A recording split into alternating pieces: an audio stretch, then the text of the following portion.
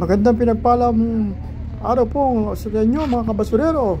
Nandito po tayo ngayon upang tungayan ang isang garage sale na mahigit 30 katao ang nag-aabang upang salakayin. Ito po ang ating mga nakulimbat. Tignan po ninyo. Ayan po.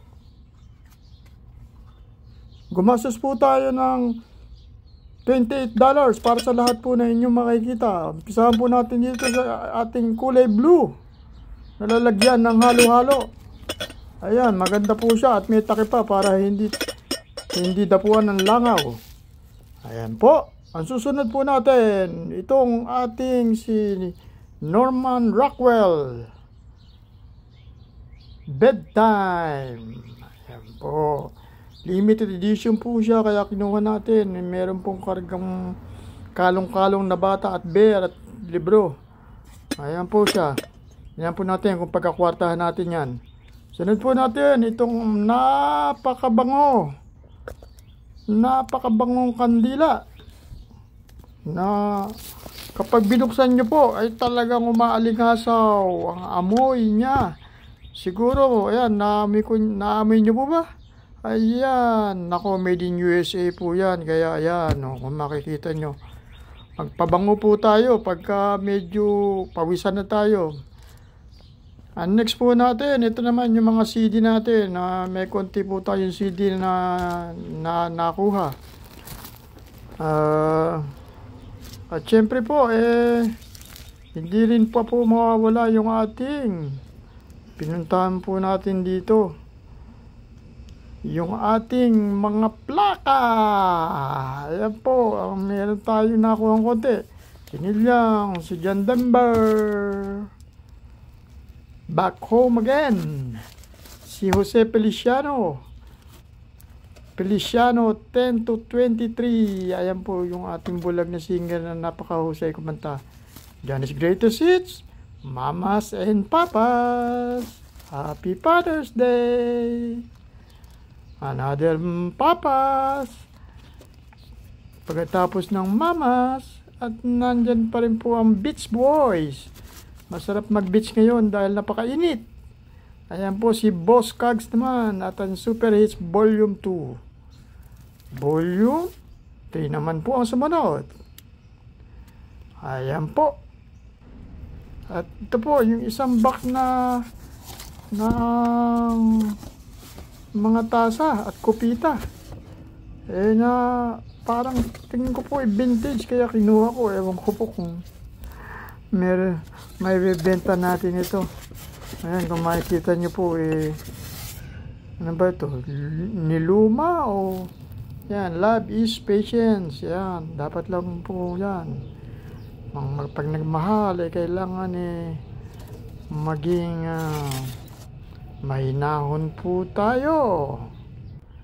At sumunod po natin itong ating Swiss gear na maliit na maleta. Ayan, ang ganda po ng tela niya kaya saka yung branded po siya. Alam niyo naman ang Swiss gear.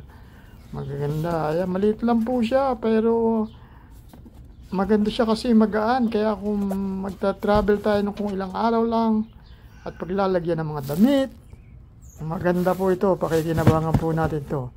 $3 lang po yan. Sino po ang ayaw dyan? Ayan, malinis po Kaya kinuha po natin. Ayan. Ang susunod naman po natin ay ang ating hanging shelves. Bago pa po. Ayan, kung makikita nyo, kinukulang na po tayo ng mga patungan, ng mga plastic, ng ating mga container na plastic. Kaya ito, ilalagay po natin to upang maibsan ang ating problema sa mga plastic container na nakakalat. Ito naman po ay mahiwagang $5 box.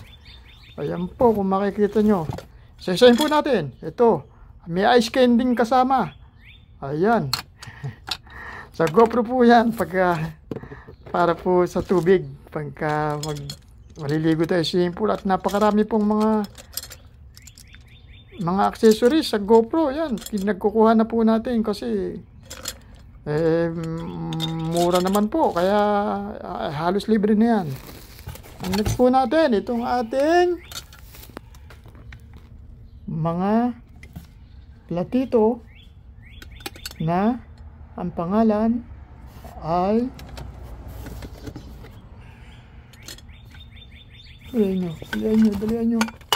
Papakita na natin. Ayan na. Up Corel.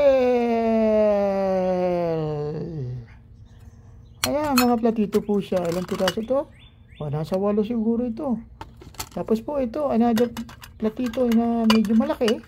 Maganda po kasi yung gilid niya. May mga swirl. Ayan, Corel. Made in USA lang po yan. O, nasa mga 8 din po yan. At ang susunod natin, ito.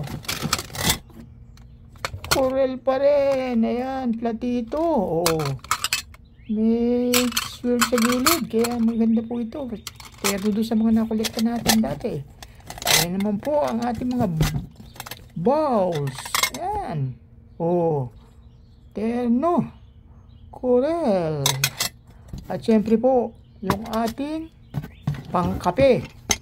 Ayan, pagka gusto po nating magkape, mabibigyan tayo ng pangkape. Ayan. Corningware. Original po yan ng Corel. Yan ang unang pangalan lang. Made by Corningware. Yan, ilan po ba siya? 2, 4, 5, 6, 7. Pitong tao ang pwede mag-pay. Ay, 8. Yan, o, tumama sa 8. Ayan, o. Kaya 8 tao po ang ating pagkakapihin. Ayan po. Sana po, manood kayo ulit. Salamat po.